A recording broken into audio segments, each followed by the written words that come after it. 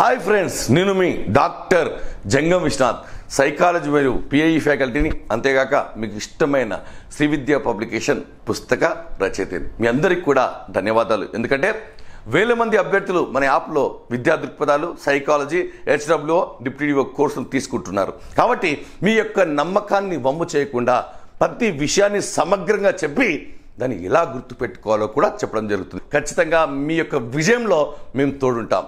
మరి ఈరోజు నేను తీసుకోబోయే టాపిక్ ఏంటంటే ఎన్సీఆర్టీ అనగానే ఒక సంస్థ.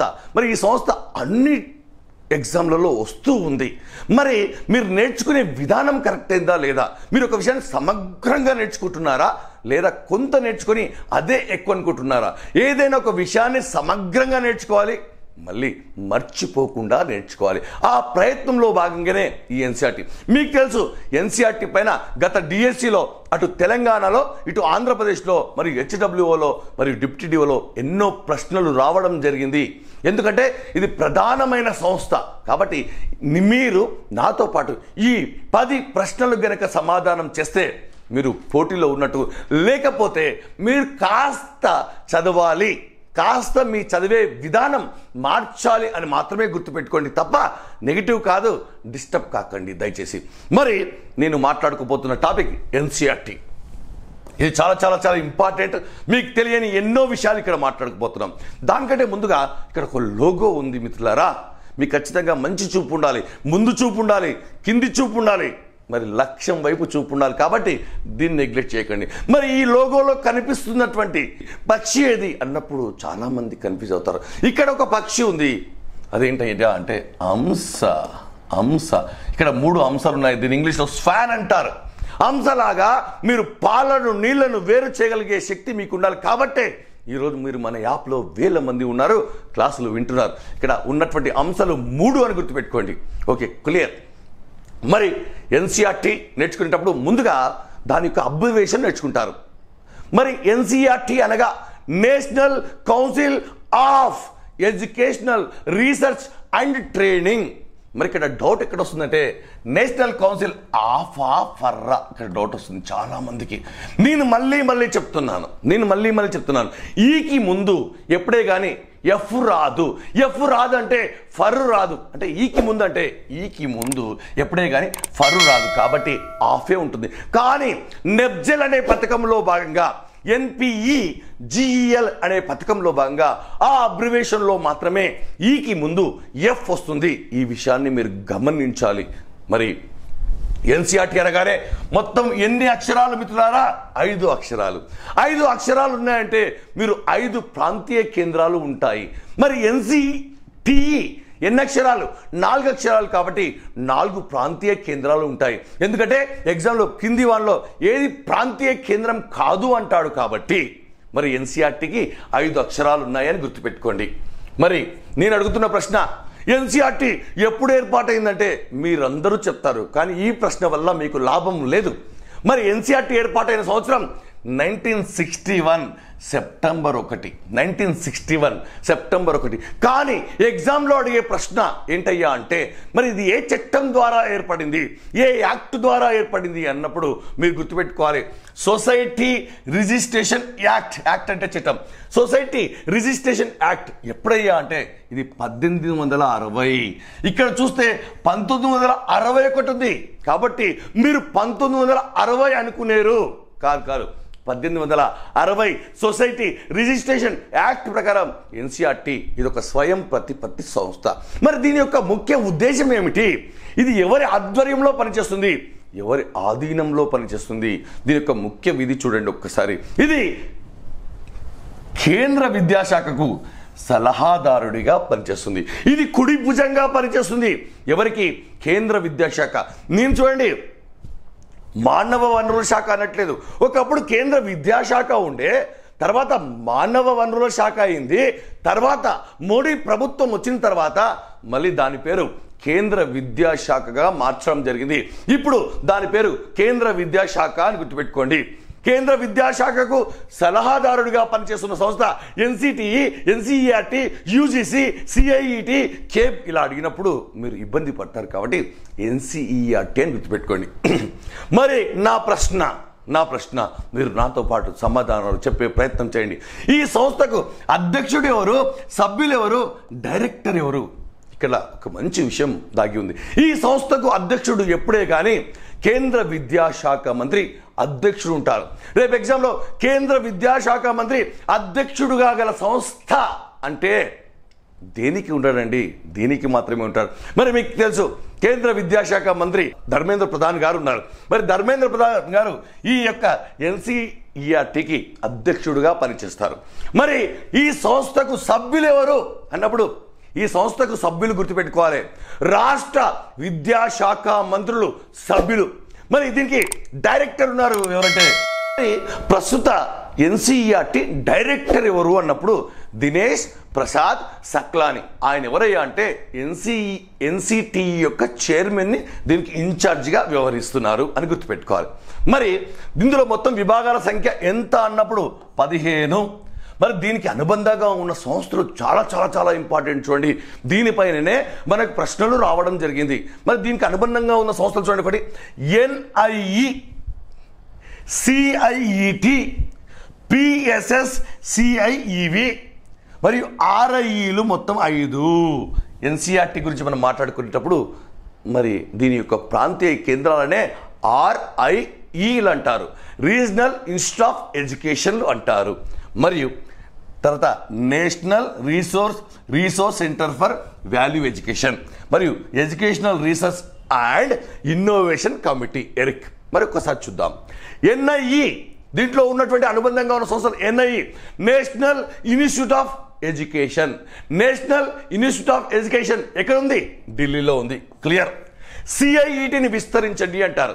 సిఐఈటి అనగా central institute of educational technology. Central institute of educational technology ఇది ఎక్కడ ఉందండి? ఢిల్లీ. మరి ఇక్కడ ఇది ఎగ్జామ్లో ఏపీడిఎస్సిలో వచ్చిన ప్రశ్న. పిఎస్ఎస్సిఐవిఈ.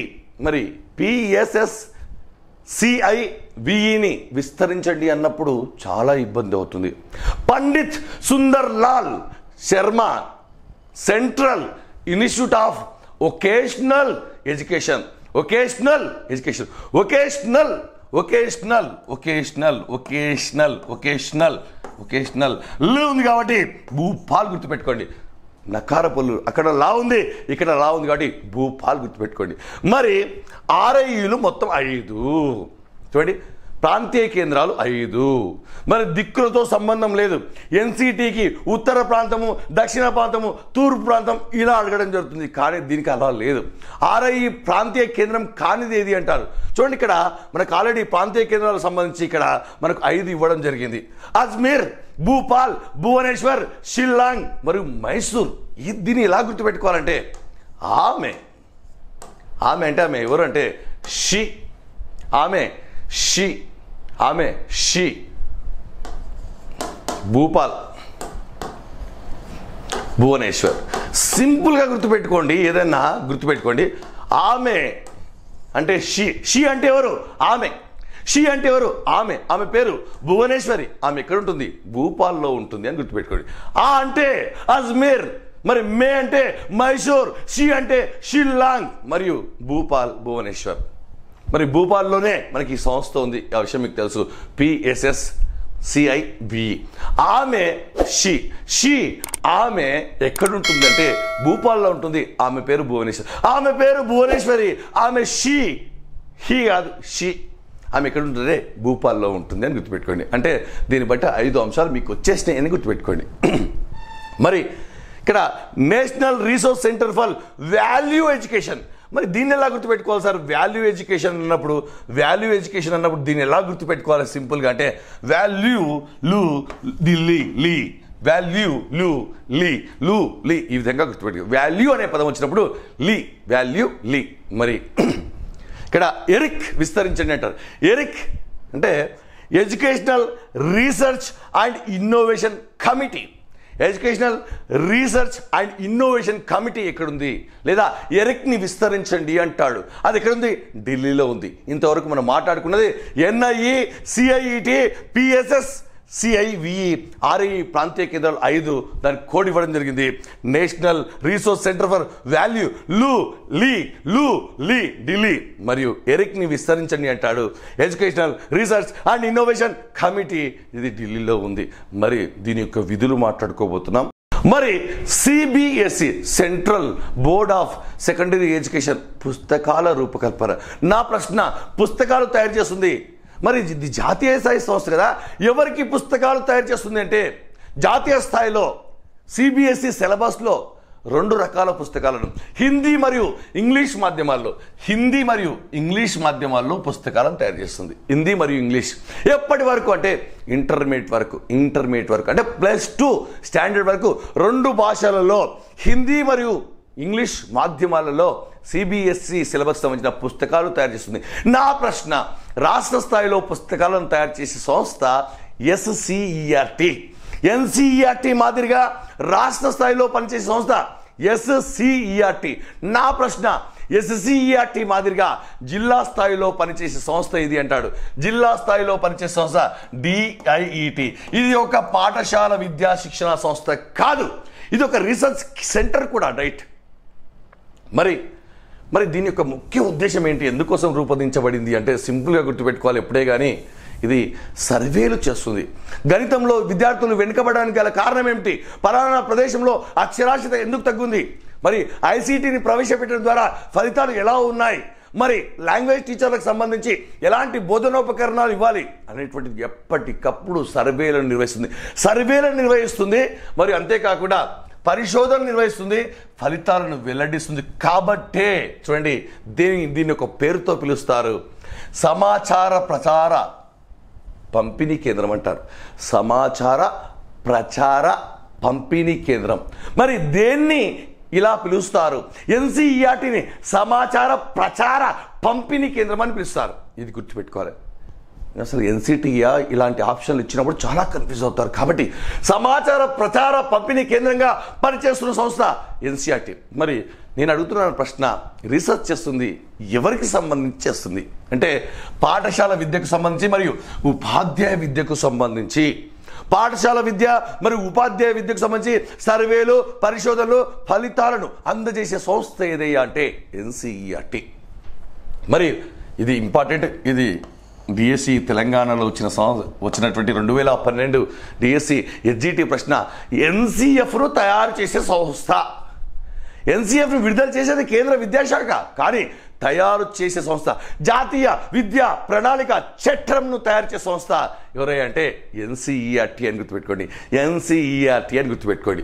మరియు ఇక్కడ మేజర్ పాయింట్ చూడండి, JNNSMEని విస్తరించండి అంటాడు. మరి విస్తరించిన తర్వాత ఏం జరుగుతుంది చూడండి, Jawaharlal Nehru national science mathematics and environment exhibition నిర్వహిస్తుంది. చూడండి, ఇక్కడ ఏమీ లేదు. JNN అంటే జవహర్లాల్ నెహ్రూ, S అంటే సైన్స్, M అంటే మ్యాథ్స్, E అంటే ఎన్విరాన్మెంట్, E అంటే ఎగ్జిబిషన్. మరి నిర్వహించే సంస్థ మనకు ఏదయ్యా అంటే NCERT. అంటే ఇక్కడ సైన్స్, మ్యాథ్స్, ఎన్విరాన్మెంట్, ఎగ్జిబిషన్ ఎవరి పేరు పైన? ఇందిరాగాంధీ, జవహర్లాల్ నెహ్రూ, మోడీయా, మరి రాజీవ్ గాంధీ, మనకు PV నరసింహారావు అన్నప్పుడు ఇక్కడ జవహర్లాల్ నెహ్రూ అని గుర్తుపెట్టుకోండి, జవహర్లాల్ నెహ్రూ. మరియు NTSE చాలా ఇంపార్టెంట్ అండి. నేషనల్ టాలెంట్ సర్చ్ ఎగ్జామినేషన్ ను నిర్వహించే సంస్థ NCERT. National talent search examination నిర్వహించే సంస్థ, జాతీయ ప్రతిభా అన్వేషణ పరీక్షను నిర్వహించే సంస్థ ఇది అన్నప్పుడు NCERT. నా ప్రశ్న, మరి ఈ పరీక్ష నిర్వహించడానికి కారణమైన వ్యక్తి ఎవరు? ఈ పరీక్ష నిర్వహించడానికి కారణమైన వ్యక్తి మీకు తెలుసు, దౌలత్ సింగ్ కొఠారి. దేశ భవిష్యత్తు తరగతి గది 4 గోడల మధ్యనే నిర్మితమై ఉంటుంది అని చెప్పినటువంటి వ్యక్తి కొఠారి. గుర్తుపెట్టుకోవాలి, కొఠారి. మరి రాష్ట్ర ప్రభుత్వాలకు ప్రశ్నాపత్రాల తయారీ, మరి మూల్యాంకనము, పాఠ్య ప్రణాళిక తయారీ, బోధనోపకరణాల తయారీపై శిక్షణ ఇస్తుంది.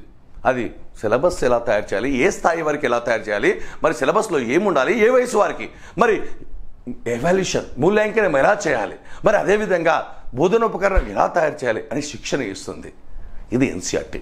మరియు ఉపాధ్యాయులకు వృత్తిపూర్వక శిక్షణ కార్యక్రమాలను జాతీయ స్థాయిలో నిర్వహించే సంస్థ. జాతీయ స్థాయిలో అన్నప్పుడు ఎన్సీఆర్టీ, రాష్ట్ర స్థాయిలో అన్నప్పుడు ఎస్ఎస్సీఆర్టీ, అదే జిల్లా స్థాయిలో అన్నప్పుడు డైట్ అని గుర్తుపెట్టుకోవాలి. ఇది ఎన్సీఆర్టీ యొక్క చరిత్ర.